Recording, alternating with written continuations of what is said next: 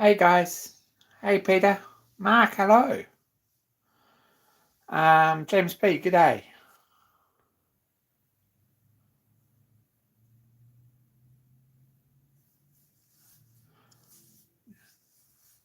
What's happening, guys? Stuart, hello.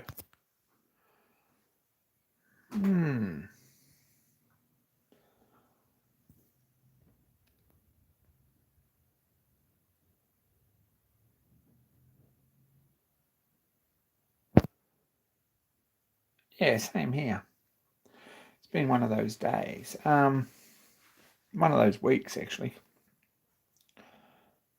Hey Fridge. Yeah, Nordstrom undercoat. I think put Nordstrom primer under it and Vipon's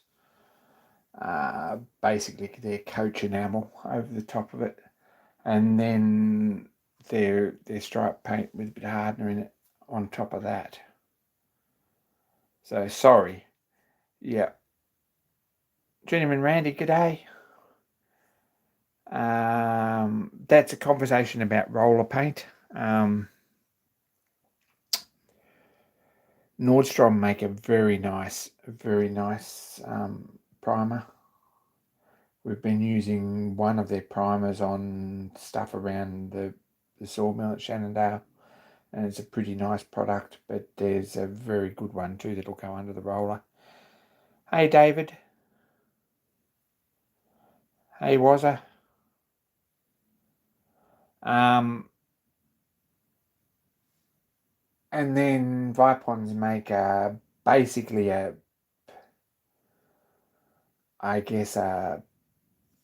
Australian equivalent of the Craftsmaster enamel, which is going over the top. In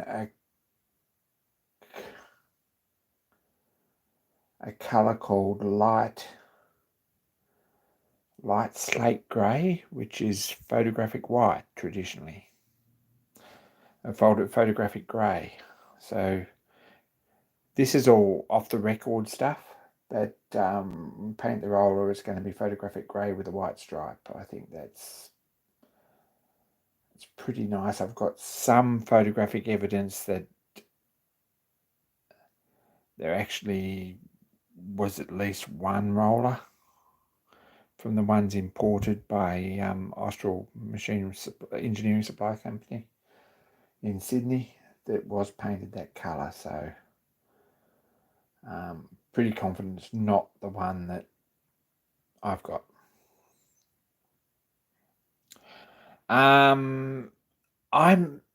Before we take it to Maitland next year, that makes a pretty heavy workload in the next 12 months. If we did that, at least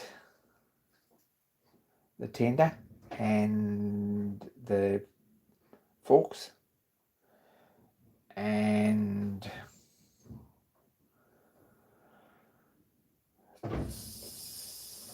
cylinder, yeah, I'd like to see cladding on it before Maitland, but I don't know about that. That's a big job. I've already backed it into enough ditches to know that that's a very stupid thing to do. So, did they get it out all right? I guess that thing climbed out all right, but it looks like it wouldn't have had to go back further, very much further to tip over. Rollers in particular, when they get one corner in a soft bit of ground, tend to sit down pretty hard. Don't ask me how I know that.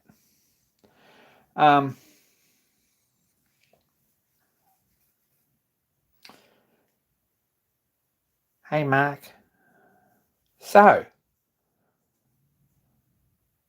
apart from deciding all that stuff and going up and seeing Karen and picking up a sign that needs some work from the Trades Guild yesterday, that was yesterday's job. Went up there, come home, and I had every intention of doing some real work and ended up asleep. Hi, Kevin.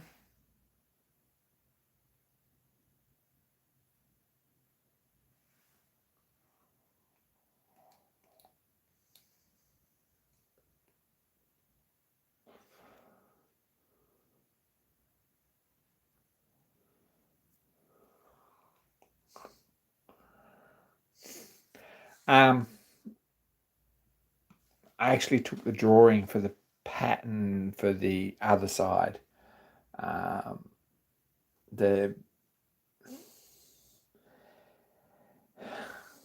We're putting motion covers on the roller, despite everyone's sort of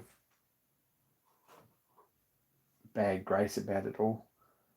I'm going to try and find a picture this way because I could do it the other way, but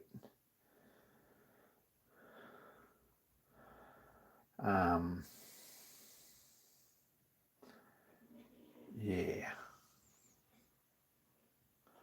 this is probably easiest.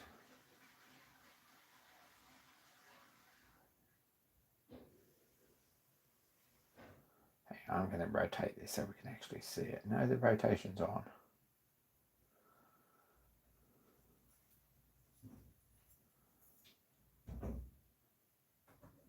So that rotation doesn't work particularly well on my phone, so you might have to live with this. Okay. This is terrible. Sorry, guys. Apologies for this.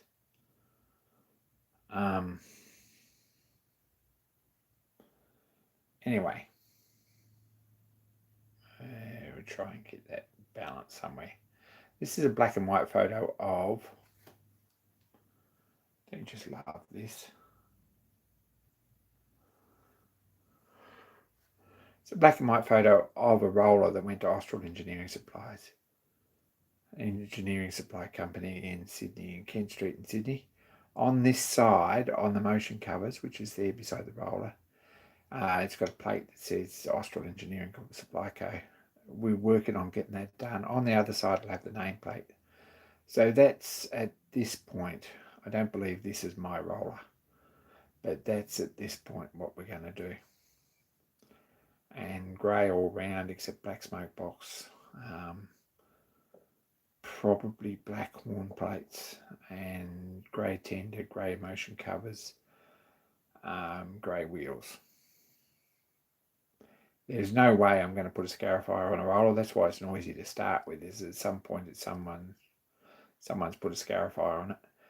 And I hear horror stories about getting them bogged in asphalt car parks and things because of speed humps and so forth and so on. So I don't think a scarifier is a good idea. It also wears the gears out and makes them noisy. And adds a bit extra weight that no one needs. So no scarifier, thanks.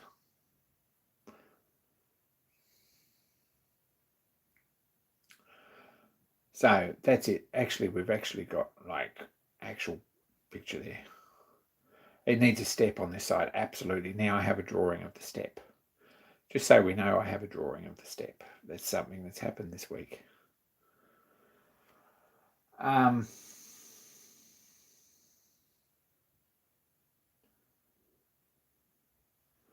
Some AI over this picture gives us something like this, right?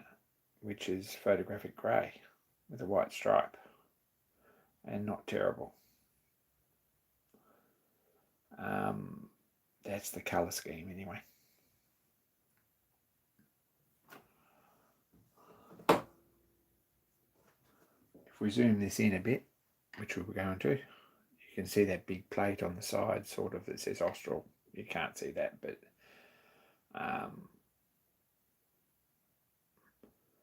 Austral Engineering Supply Company, Kent Street, Sydney.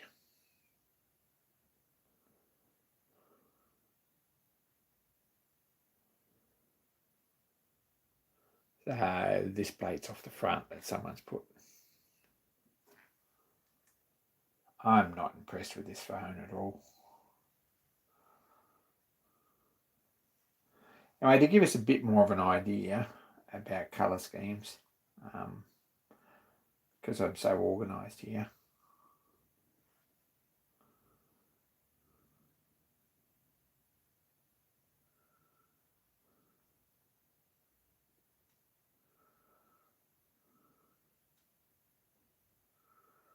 I'm not, just so you know, I'm not organised at all. But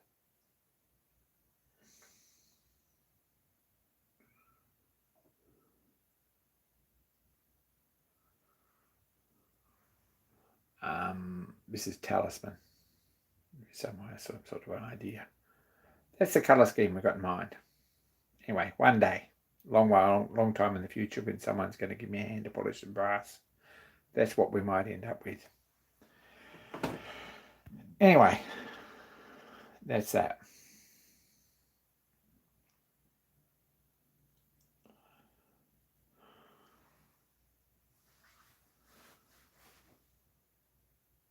You heard it here first. It's just a matter of actually getting in and doing the work. It's not going to be a crazy expensive thing to paint the thing. It's just a lot of labour. Serious amount of labour. But anyway, we can do it, I guess. What else I do? Why is this zoomed out? I'm going to take a step back here. We've got the vacuum cleaner in the way because we had that out yesterday.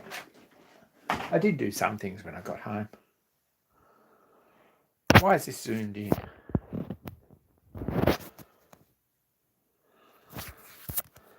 Does anyone know?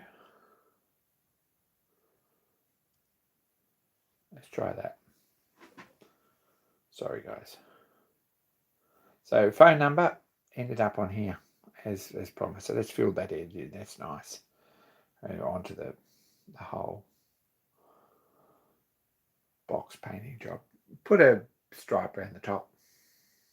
I zoomed it in. I probably did. I pinched something and zoomed it in, or focused on the wrong thing or something. So got a white stripe around the top.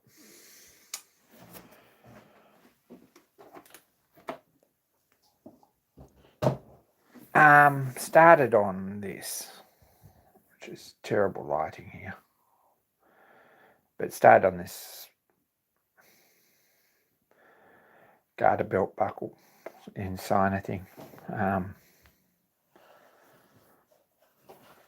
That was a job that I did this weekend.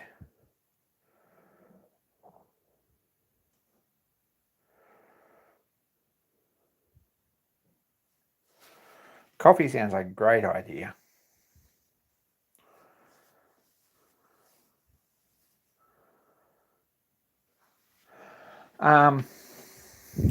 Anyway, we might turn this round so we can actually see it in the light. I don't know, we might be able to see it in the light. I'm not feeling like... There we go, that's a bit better perhaps. Anyway, that's the job we're working on. Watch this spot, we'll get that finished. Another job we did was a couple of holders from Allstick. This should have been 10 years ago, 5 years ago I did this, because this is excellent. This is just a bit of leftover belt off the lathe and a couple of screws. That's excellent. So, Allstick job done. Probably I'm going to put some sort of design on here. I've got no idea what. But it's getting there. Absolutely. This side here is coming along too. So, always hand paint on that end. You can't really see that. So, that was my weekend, really. I went up. What happened? What did I do? What else did I do? I went to Petrie yesterday and got that other plate underway and did some other stuff. That's the stick to lift your arms off the planing. That's exactly right. That's a maul stick. That's called MAUL. No idea why it's called a maul stick, but that's what it is. Basically, it gives you a parallel armrest against your work without touching it. So, hey, Kevin.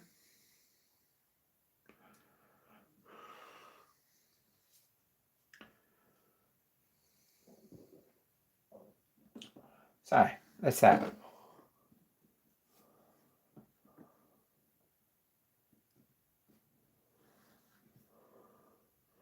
So anyway, that was another job that we got done.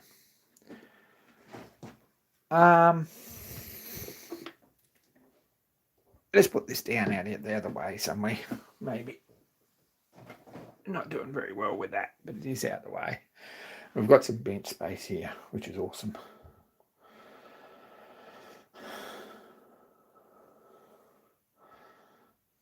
Probably something like that. No, I think it could be French, actually. But that's what that is. I got on Amazon and I was looking at this book and I put it on my wish list. I must have bumped something because it ended up at my place now. It's... I don't know if it's really something I'm into, but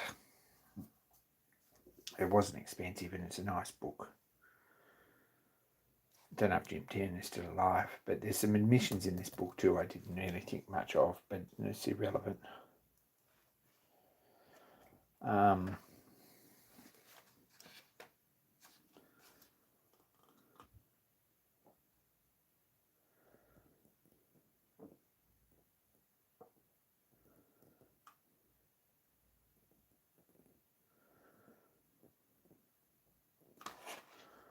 Anyway, this book starts in 1856, something like that, 1855, with the New South Wales J class. This is all irrelevant, but it will make sense in a minute. Quite a lot of locomotives later, they become the Victorian J class and the P class, and they have on the side a Bay of Peacock pump. They're made by Bay of Peacock in 1860 with this pump on the side. Very cool. Probably the bracket pump by the look of this drawing, which is just a watercolour.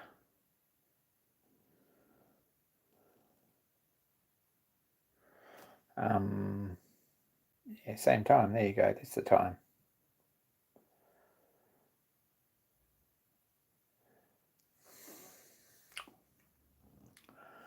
Um, 190 different locomotives or something in this book, right? Up to the turn of the century. 2 classes, which are 5 of them and 5 of them. That's 10 locomotives in Australia had that particular pump from what I've ever seen. I don't believe that my pump was off one of them because they're in Victoria and the pump ended up at Charters Towers, which is 3,000 kilometres away. So I don't know. But just out of interest, I believe that this is the bracket wall mount pump that the Bay of Peacock engine that I'm restoring is based on. So there you go. It's the sort of machine that had that. Notice it's on this side. You very rarely see this in works drawings from England because the platform's on the other side, so the pump was on the other side, and generally works photos were taken from the platform side, and therefore with the locomotive pointing in the other direction you never see this pump on Australian engines. So just a useless piece of information. Hey Adam. Thanks Peter. Yeah, that's not a terrible little watch, that. It's a bit nice. I bought that one new when I was, oh gosh, it's a while ago.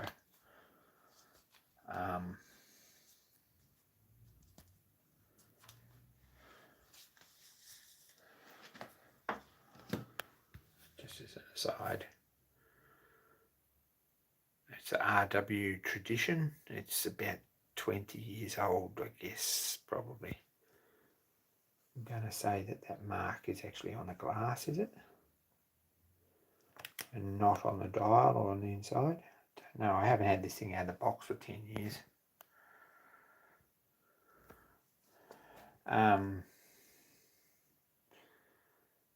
2892 ETA movement, I think, for anyone who wants to know. Bit of a dog of a thing because the screws are in backwards in this thing, in the rotor.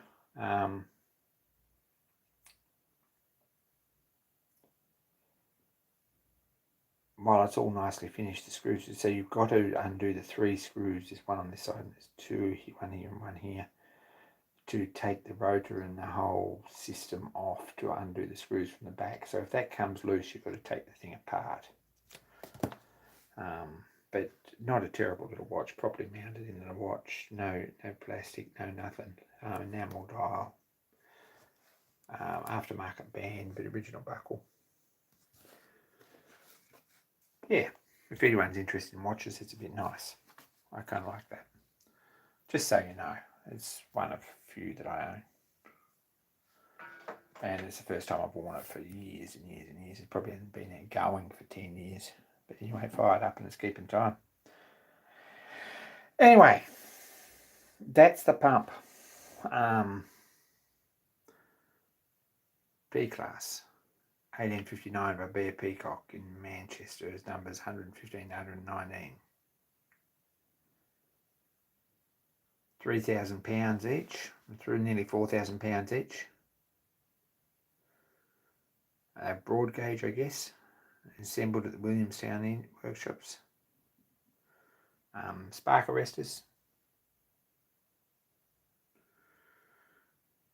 I don't know if they lasted all that long.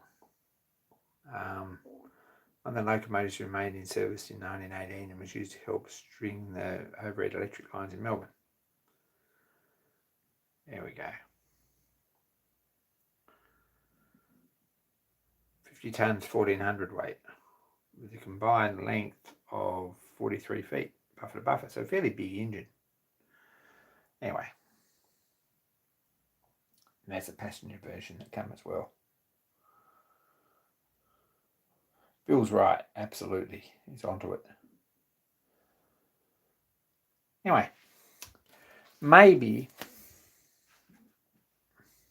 I don't know. We still don't know very much about that little engine, but that's what it was off. There you go. Maybe or maybe not. I'm not really convinced either way. And I'm going to leave that book there that way up, because that way makes you think that I've got holding the tablet the wrong way around, and that'll cheer everyone up. Mess with people's heads. Now, Mark had a question about this, and I'm not sure. This casting got a coat of evaporous gel and rinsed off, but it's got a fair bit of white oxide on it. Could probably wire brush most of that off, it would come up fairly clean. But this is the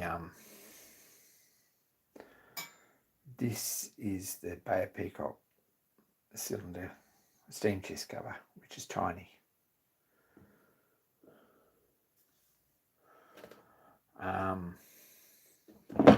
We're talking about a full-size engine, Adam. Get with the program. So I also went and got some material. So, gosh, this place probably needs to go over a bit. I've got some clean bench here and some clean bench over there, but not a lot.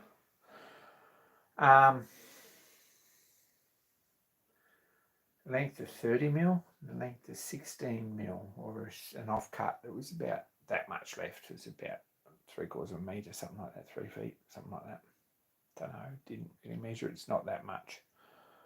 Might be 750. So I got those two bits. I think they cost me $46 or something. They're just 10, 20. The 30mm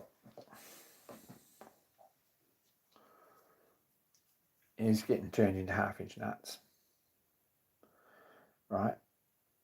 That's the plan for that. The other is for the studs for the bottom here, and the studs for the bottom cover with the gland studs anyway, and the exhaust studs and things like that. We've got the material cut here for the studs to hold that in place, right? Which, in case anyone missed it, Next Wednesday, we probably, oh gosh, I've got to work Wednesday.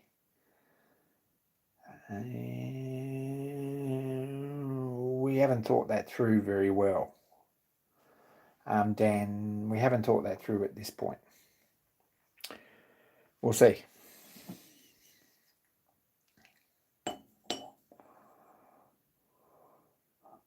So that's the steel cut for those. 4 studs for that.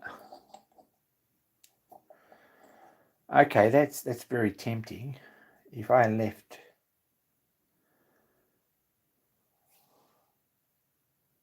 I'm going to struggle to get there by 8 o'clock. We probably could just do it.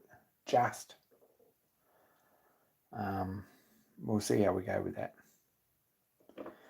So they're gonna. This is a miniature version of those, or a bigger version of those. So there's those little teardrop shaped studs. The 30mm is for basically nuts for them, for covers. And there's got to be 4, 5, 8 nuts for these as well. So got the drawings for all these bits.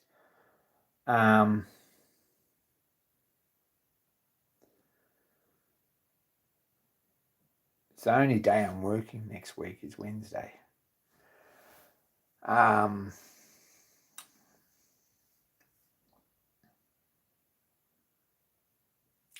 We'll see.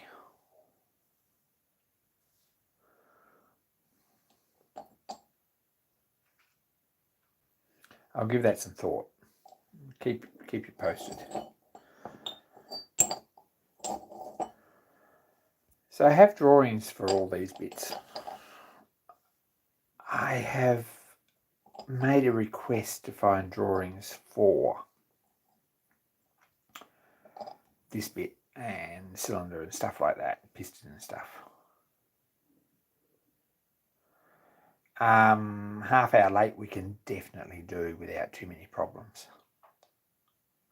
If you're down, daylight savings finished, so everyone's not up late.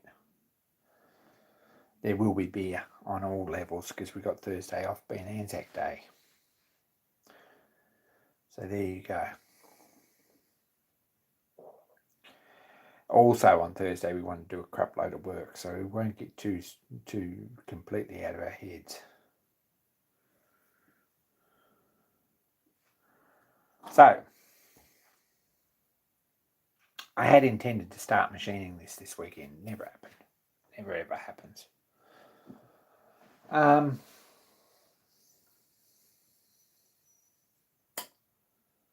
Yeah, it's one of those days. One of those weeks. What did I do Sunday?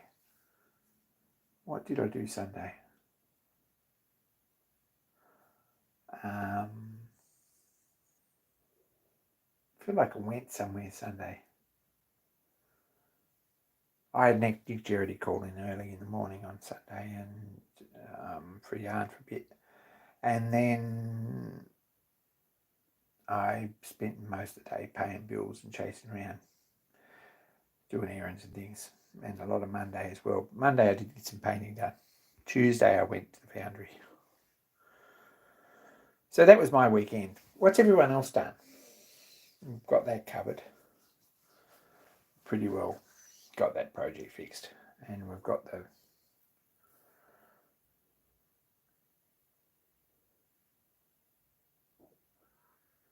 that was the weekend before. Dan, yeah, that was the weekend before.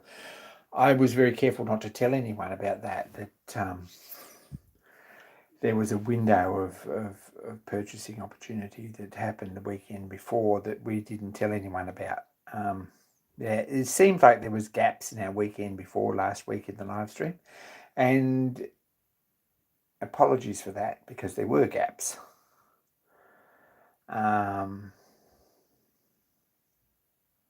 Anyway, there were gaps. We couldn't talk about that last Wednesday, apparently. However,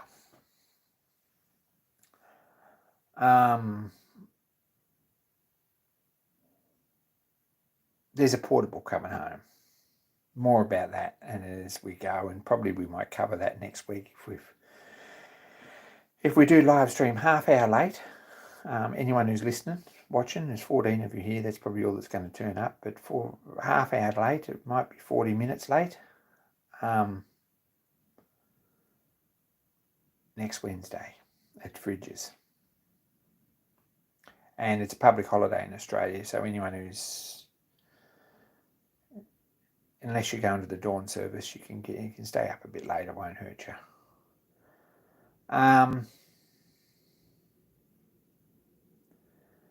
So we'll have a look at that, and we might have an engine in steam and stuff like that.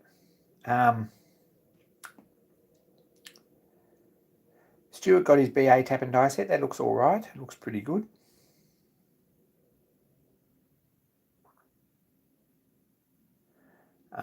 Bill's made better friends with the small wallabies. That's excellent. Kevin's making a ring bender at the moment. That would be very useful too. He's about to discover life.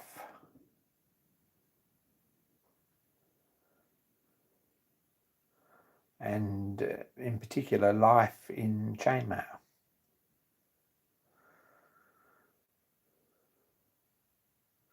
We got invaded by Germans and drank lots of beer. That's fair. Adam had first day of a 2-week job today. That's excellent. By the time the 2 weeks is up, no one will know anyway. You won't have had time to work it out. Just take the paycheck and run. But work it on Anzac Day.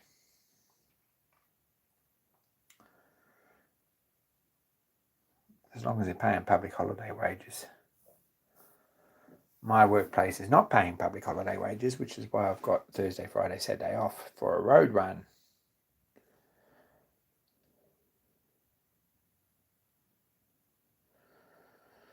Star trekking across the universe, slowly going forward, and cannot find reverse.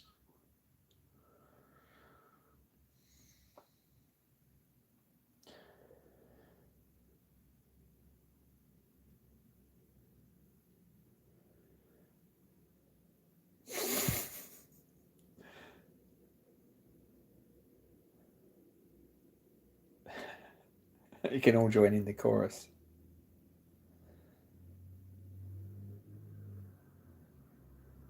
We come in peace, shoot to kill, shoot to kill. We come in peace, shoot to kill. Star trekking across the universe. Very excellent song from my childhood, which probably is further back than I would like to admit.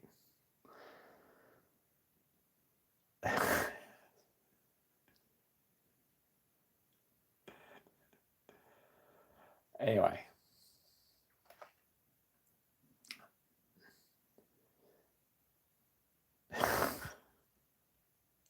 It's one of the first songs I can ever remember with a film clip that came with it that was actually stop motion animated, which was pretty awesome.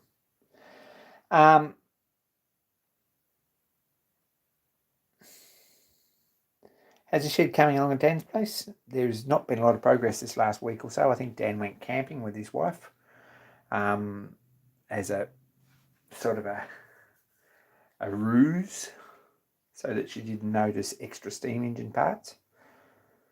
But and I did stuff here. So there's no shed building being going on, but hopefully this weekend coming and the one after, we might get a little bit of progress. But we can have a look at the shed in live stream, absolutely. We'll get some decent torches out and have a look at the shed. So there we go.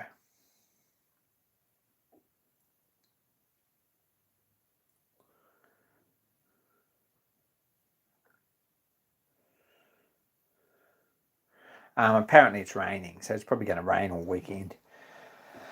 We made some rash promises, and we've already had that conversation, but we made some rash promises to get some paint on the roller before Glen Ray. Some very basic paint on the roller, smoke box and boiler, with some black paint on it, which would be very nice.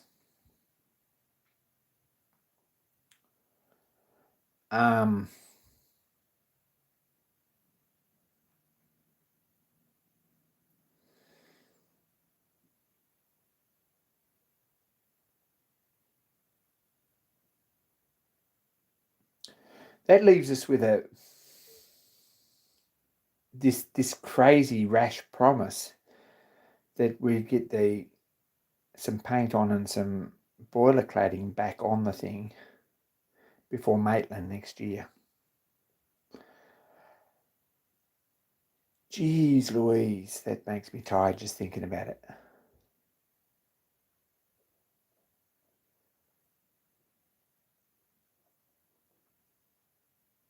Okay, we'll see how we go with that. Anyway.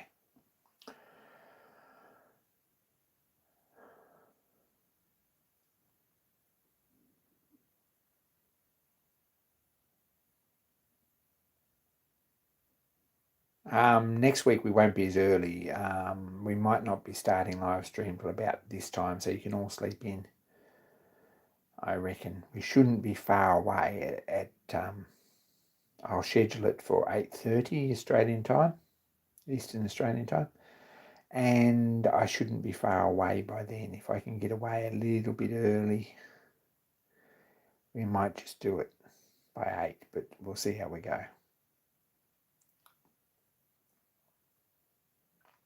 So that's a plan, and we'll have a engine in steam. Dan says that's a pretty rash promise too, but he says he'll have an engine in steam. We'll be able to have a look at stuff, and probably, hey, it's not next Wednesday, it's the one after. Oh my gosh, it is next Wednesday. Holy crap.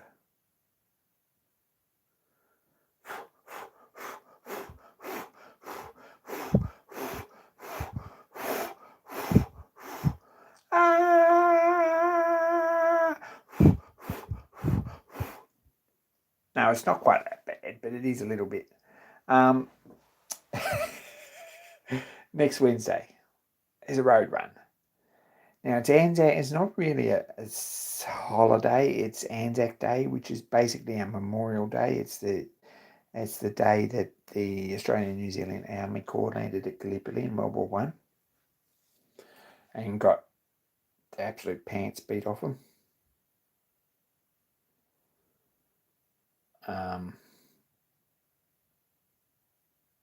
I will add notification in Discord. I'm sorry, Peter, it didn't happen tonight. So that's Thursday the 26th, something like that, 25th, I think. There you go.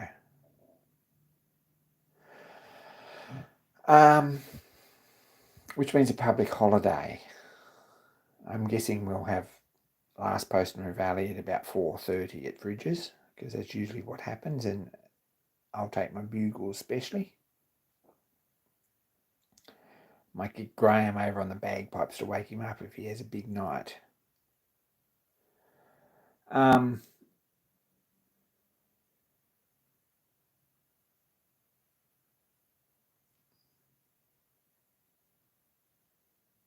We have ways.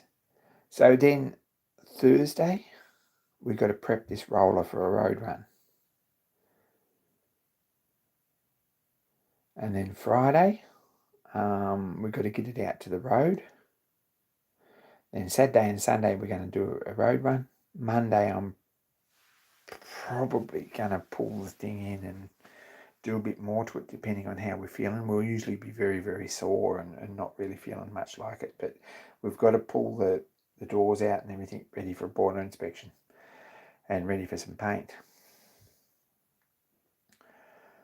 And then Tuesday, I'm probably back here for work on Wednesday again, if I haven't quit by then. So that's where we're at. That's the next weekend. This coming weekend, I'm down there as well, but I'm coming back. I'm going down Saturday night. I'm coming back Monday, and then Tuesday I've got a painting job before Ipswich show for a stationary engine. So I've got to go north on Tuesday and do that, and then I've got to work Wednesday and get down there again. So I don't know if anyone noticed, but my life, it gets a bit crazy. That's what's...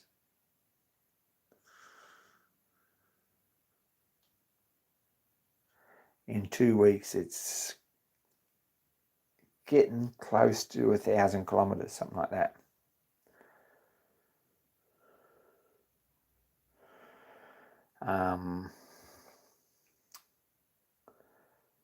It's probably more than that if we call in this. Yesterday's trip was about 130 kilometres, and then if I drive to work 4 trips this week, that's another couple of hundred, and then I drive to Fridges and back is another 500, and then I drive to work on Wednesday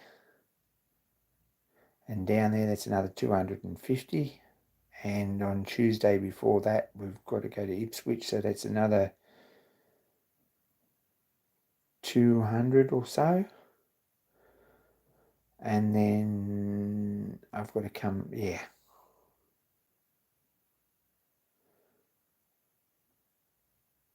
anyway, you can add that up, but that's how many kilometres I'm driving this week and the week after. It's a bit crazy.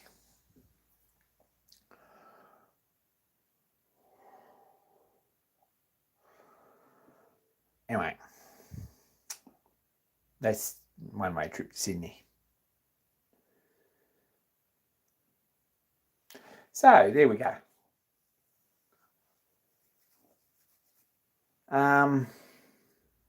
Who had a video out? I didn't see a video from Nigel.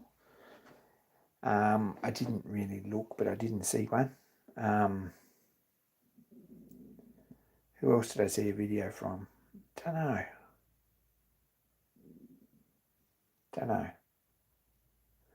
I've been a bit slack on YouTube. I sat down to watch YouTube last night and about 4:30 and thought, I probably should do some real machining. 4 o'clock, and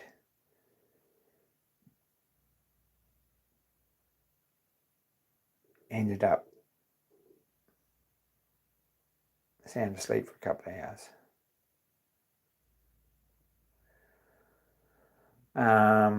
Native hens. You know that one native hen only makes half the noise? Did you know that? That's a very useful thing, a Tasmanian native hen. If you have one of them, it only goes ong, ong, ong, ong, ong, ong. If you have 2 of them or a group of them, they go ong, ong, ong, ong, ong, ong. Totally bizarre animal, actually, Tasmanian native hen. Uneatable. Before anyone suggests that, they are uneatable. The voice of experience can tell you that. They don't eat well.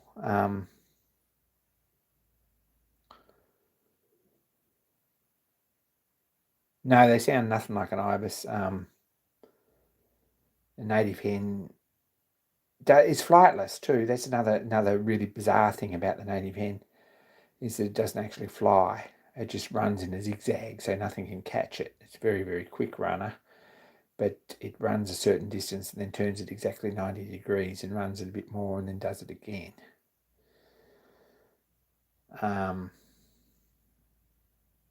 Anyway, strange word, but they've got a bile sac in their neck like a crow, so you can't actually, not that there's a lot of food on them, but you've got to be very, very careful cleaning them before you put them in the pressure cooker, so it's a complete waste of time because all the meat turns black and poisonous.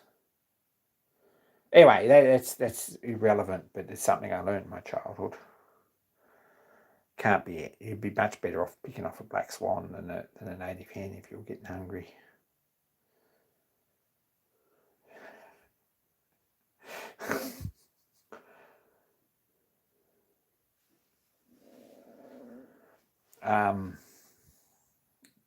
The difference is that the swan's protected and you can get arrested for it, but it's a pretty good eating, and no one has to know after you've probably yeah, clean it somewhere else away from the camp.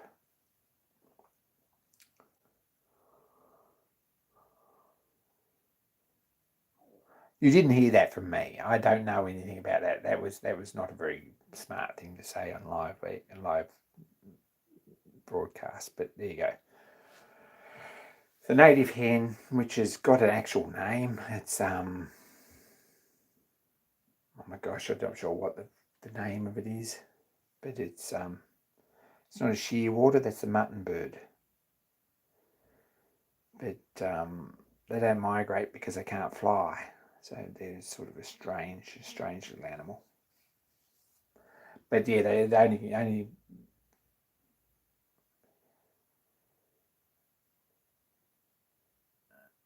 the only flightless bird that can run in 3 directions at once. They're not tall as a roadrunner, I don't think.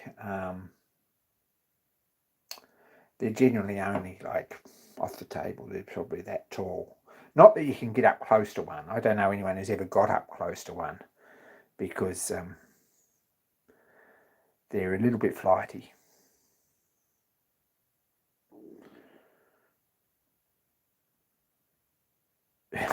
Watch my channel for more useless facts. That's right. But I have tried in desperation one night when we were out like camping to actually cook up.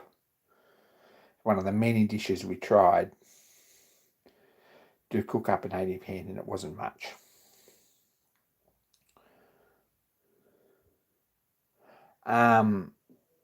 Mutton bird, which is the shearwater, which is a migratory bird. It goes to Russia every year. They're also slightly illegal without a permit. But unless you're Tasmanian Aboriginal, and then you can get as many as you like. But they're a much better and nicer food to eat, and that's not saying much.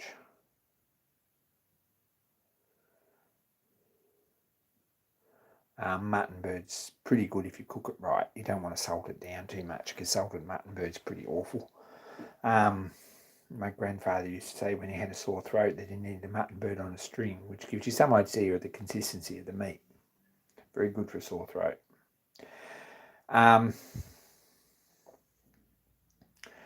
Bit greasy, but you don't want to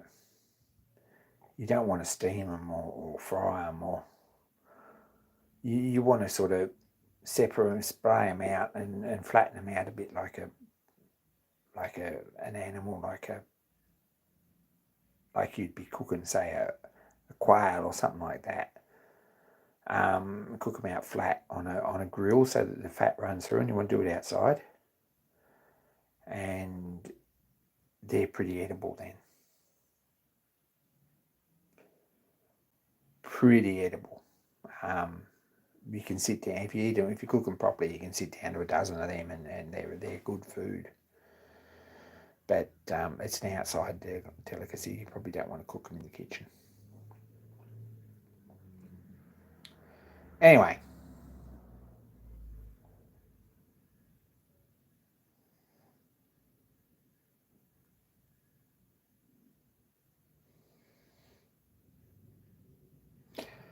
According to some local stories, turbo chook eggs and echidna is like eggs and bacon. They're probably not terrible eggs. I'd say that they're a very similar egg, probably to quail. Those speckled egg, I think they are, aren't they? I think I've run across them. I think they've got they're a browny speckled egg. Not a crazy big egg, but they probably cook all right.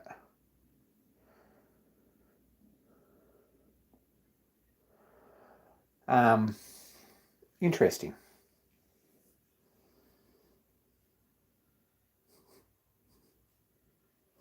But yeah, turbo chook is the colloquial name because the thing's crazy difficult to catch or shoot.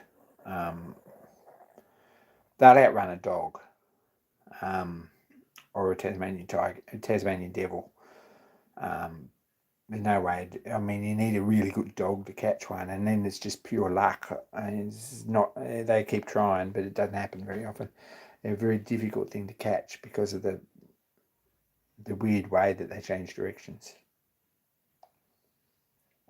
I don't think that they're particularly easy to shoot either for the same reason. You've got to be a pretty crack shot because they change direction about every 1.5 meters, 6 feet, something like that.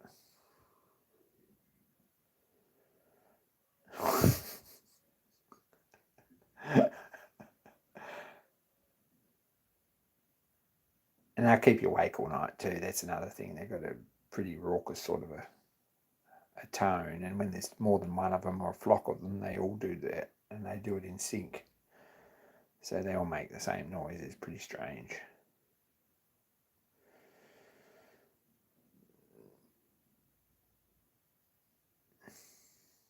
You poison your dogs shooting them with a shotgun. That's the other thing. Because they ain't no good for human consumption. And if you do happen to pierce the bile ducts in their goiters, it's sort of, you end up with meat that's really not particularly good for anyone. Anyway, there we go. A misspent youth, obviously. What else can we talk about? Fill our lives up with useless information again.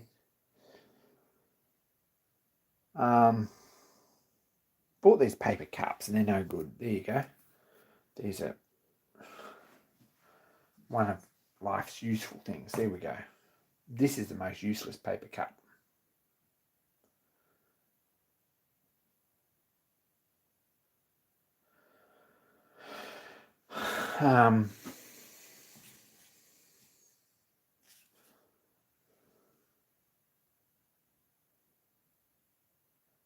Can't put anything hot in there or oily because they just leak through and you end up with a puddle. Don't know why. They were from the $2 shop. I bought them to mix paint in. They're absolutely no good for that. So, don't know what I'm going to do with them. Take them to fridges and leave them there. But bit of a mystery.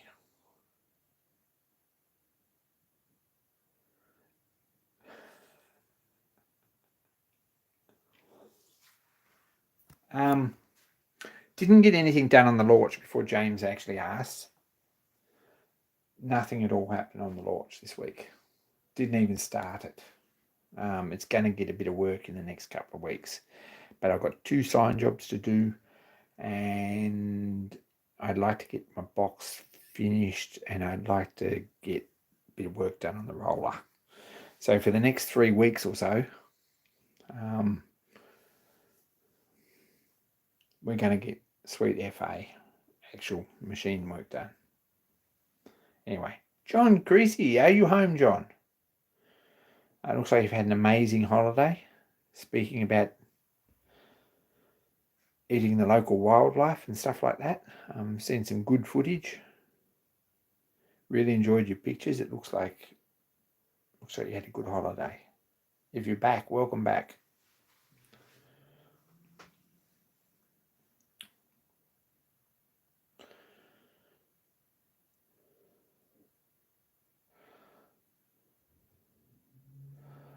I believe that John Creasy's been in Thailand.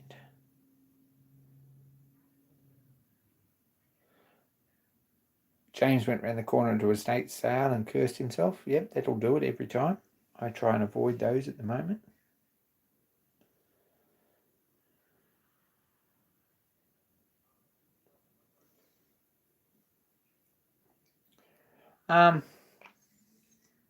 Apart from that, I don't know if there's much else happening.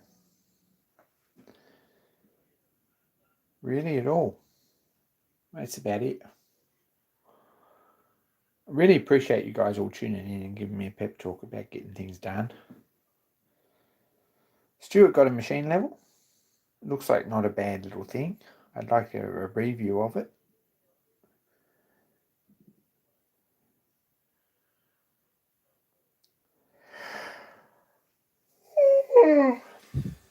Oh my gosh, I didn't buy anything.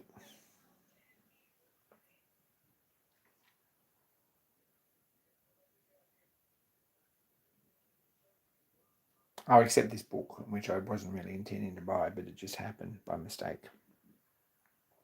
And 2 lengths of steel, which were offcuts. Stuart lost all the filming and he's done. Anyway, that's that. So when we thought we were nearly caught up and Glenray was in our sights and we were going to relax after that, someone's dropped the Maitland bombshell. So Maitland Steamfest is at the beginning of April 2025 at this stage. I guess we'll be looking for a crew.